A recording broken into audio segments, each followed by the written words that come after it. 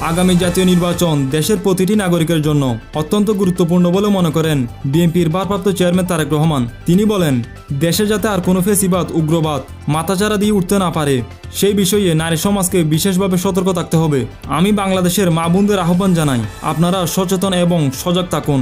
তিনি বলেন, আমরা চাই একজন মায়ের চোখে যেমন বাংলাদেশ হওয়া উচিত তেমনি একটি ইনসাফভিত্তিক গণতান্ত্রিক ও নিরাপদ বাংলাদেশ গড়ে তুলতে।